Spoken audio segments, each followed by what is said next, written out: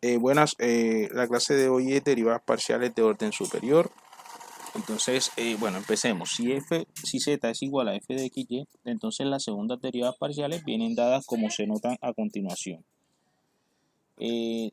La primera, digamos, o sea, antes de encontrar las segundas derivadas parciales debemos encontrar las primeras, ¿cierto? Entonces, por ejemplo, yo quiero encontrar la segunda derivada parcial respecto a x. Entonces, tengo que aprovechar la derivada parcial con respecto a x y nuevamente derivar esa derivada parcial respecto a x. Y eso es lo que nosotros conocemos como la segunda derivada parcial.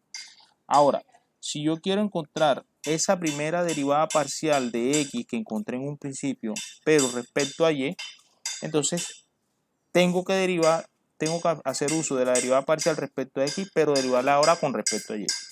Y así hacemos con las demás. ¿Listo? Bueno, para entender un poco más, vamos a hacer el siguiente ejemplo. ¿Sí? Obviamente, vamos a calcular todas las derivadas, las segundas derivadas parciales, que son las que yo estoy señalando aquí. Entonces, pero antes de eso debemos saber cuál es la derivada con respecto a x y cuál es la derivada con respecto a y, la primera derivada parcial. ¿Listo? Entonces vamos a empezar a calcular la primera derivada parcial respecto a x.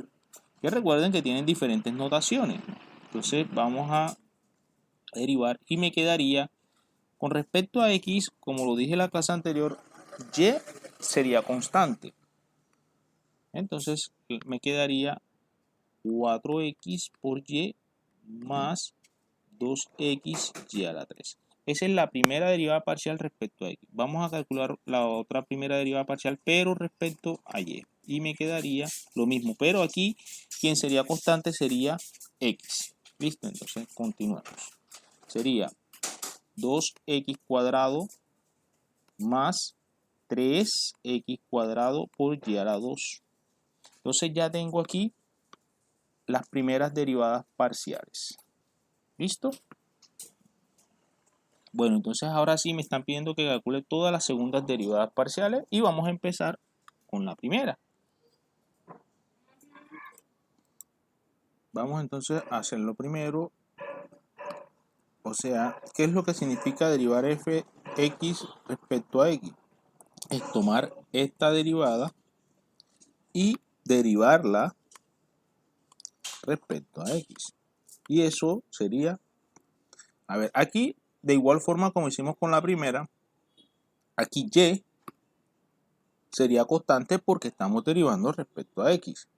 Entonces me quedaría la derivada 4y más 2y a la 3. Esa sería la derivada parcial de x respecto a x. Bueno, vamos a aprovechar esa derivada parcial de x para derivarla, pero respecto a y. O sea, vamos a hacer uso de esta. Entonces me quedaría, perdón, aquí, quedaría esta, voy a derivarla, pero respecto a y. Entonces sería la derivada de x respecto a y sería igual. En este caso, y sería, perdón, x sería constante. Entonces, ¿qué me quedaría? 4x más 2 por 3, 6x y a la 2. Y miren, ya vamos construyendo todas las derivadas parciales. Todas las segundas derivadas parciales. Ahora vamos con las otras segundas derivadas parciales, que sería, ahora vamos a aprovechar esa y lo vamos a derivar respecto a x y también lo vamos a derivar respecto a y. Entonces miren lo que me queda desde aquí y me queda f de y respecto a x. Aquí vamos a tomar y como constante. Entonces, ¿cómo me quedaría? A ver, me quedaría, como aquí no hay y estamos derivando, perdón, aquí si aquí no hay estamos derivando respecto a x, no pasa nada. Entonces me quedaría 4x. Aquí si hay se dejará y igual, porque se sobreentiende aquí que es una constante, entonces me quedaría más 6 x por y a la 2. Ahora vamos a derivar y, pero la derivada de y, la derivada parcial de y, pero la vamos a derivar respecto a y. O sea que vamos a hacer uso de esta siguiente derivada parcial. Se me quedaría f de y respecto a y es igual. Ojo, aquí y sería la variable y x sería la constante. Entonces, como aquí no hay y, todo eso es constante y la derivada es una constante 0, entonces no pasa nada aquí, pero aquí sí hay y. Entonces, aquí me quedaría como resultado 6x cuadrado, x cuadrado se mantiene ya que es constante, multiplicado por y. ¿Listo, jóvenes? Entonces,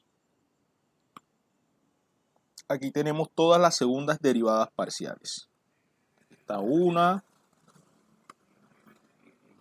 2, 3 y 4. Eso es todo, gracias.